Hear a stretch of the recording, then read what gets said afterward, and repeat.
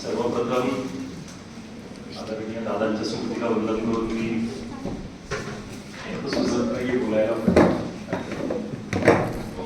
खरं म्हणजे हा पुरस्कार मला खूप आधीच मिळायला पाहिजे होता किंवा थोडा वेगळ्या स्वरूपात मिळायला हवा होता.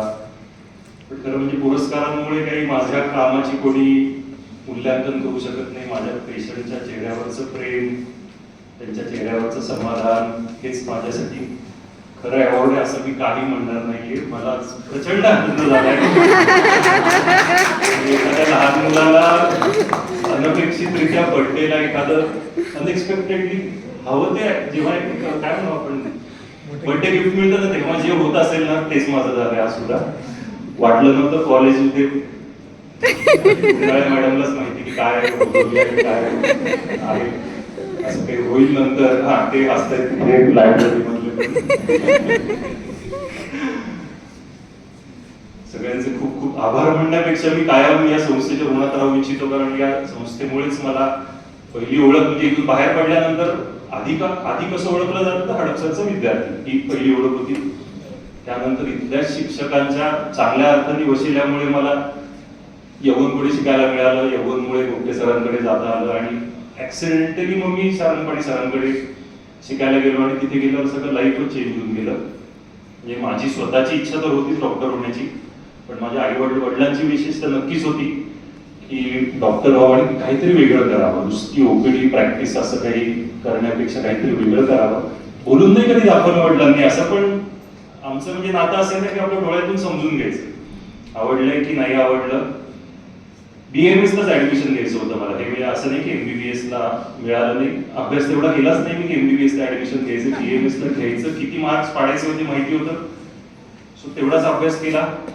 जेच्या बाहेर मी आणि वडील आम्ही राऊंडसाठी गेलो होतो आणि तेव्हा ते म्हणाले की तू MBBS, त्यांची खूप इच्छा होती की MBBS करावं, की MBBS ला ऍडमिशन घे, पैसे आहेत माझ्याकडे, आपण घेऊ ऍडमिशन. पण नाही घेऊ शकत, मला BAMS करायचं आणि म्हणून मी इथे आणि याच कॉलेजला करायचं होतं.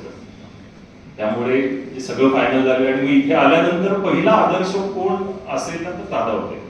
त्यांची पर्सनॅलिटी, चालणं, बोलणं याच्यामुळे जे काही असं वाटत गेलं की काहीतरी आपण असं तरी राहावं किंवा एवढी इच्छा खूप होती दादांकडे बघून. अनेक चांगले शिक्षक मिळत गेले. हा प्रवास 4.5 वर्षातच संपला. 5.5 वर्षात म्हणजे 4.5 वर्ष BA UGचे आणि 1 वर्ष इंटर्नशिपचे. हा सुखकरपणे संपण्यामागे 4-5 लोकांचा खूप मोठा हात होता. दादा एक त्याच्यामध्ये होते. त्यानंतर एरंडे सर होते, आपले माझी प्रिन्सिपल होते. काकमुरकर मॅडम होत्या. मोहन जोशी सर जे आता टिळकला आहेत त्यांनी, आणि मेन कुंडाळे मॅडम यांचं माझ्या इथून सुखकरपणे बाहेर पडणं किंवा मी एकूण स्टेबल राहणं आयुष्यामध्ये याच्यात खूप मोठा वाटा होता. सो या 5 लोकांचे मी यांना तर कधी विसरू शकत नाही. संस्थेकडून इथून सगळं काही मिळालं मला. म्हणजे जीवाभावाचे मित्र मिळाले, आयुष्यभर पुरतील एवढे मित्र मिळाले. अनेक आठवणी वेगवेगळ्या लायब्ररीतल्या असतील, या रूम मधल्या असतील. इथे आम्ही एक्झामला बसायचो की माझी बायको जी माझ्या मागेच बसायची. नशिबाने तिला मी इथे सापडलो. संध्याकाळचं जेवण तयार आहे त्यामुळे मला काही भीती नाही. सगळं काही मिळालं या कॉलेजमधूनच. मला ओळख मिळाली, मित्र, सगळं खूप काही शिकायला मिळालं. इथले संस्कार खूप वेगळे होते, अजूनही आहेत तसेच. आणि काही वर्षांपूर्वी इथे एक वेगळं की शांतता का आहे मी आल्यापासून विचार करत होतो की शांत कसे काय एवढे सगळे. आम्ही असतो तर एक आधीच हाकलून दिलं असतं की आमच्यासोबत 2-4 टीचर बसायचे मागे.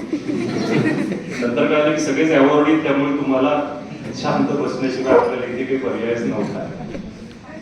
सो या वेगवेगळ्या आठवणी BAMS झालं, आवडीने केलं, मनापासून केलं. आणि मग सारंगपाणी सरांकडे गेलो आणि तिथून मग माझं सगळं लाईफ चेंज होत गेलं. मग मी स्पोर्ट्स मेडिसिन किंवा एक्सरसाइज या फील्डमध्ये मी उतरलो. काही वर्षांपूर्वी इथे बसायचो. आज ऑफिशियली 3री वेळ मी आली. 2 वेळा मी इथे लेक्चरसाठी आलो होतो आणि आज हा अवॉर्ड मिळतोय म्हणून इथे मी उभं राहिलोय. कशामुळे तर फक्त आणि फक्त माझे आई वडील, माझे गुरु आणि माझे शिक्षक यांच्यामुळेच इथे आज मी काय निलेश आमच्या सगळ्यांचे याच भावना की ते होते किंवा ते आहेत म्हणूनच आम्ही इथे आहोत. अदरवाईज मी गुरु नसेल तर इथे मी येणं किंवा पोहोचणं हे साधारण फारच अवघड असतं. संस्थेचे पुन्हा एकदा आभार की मला या लायक समजलात तुम्ही आणि इथे बोलण्याची संधी दिली. मी आपला आजन्म ऋणी राहील. धन्यवाद.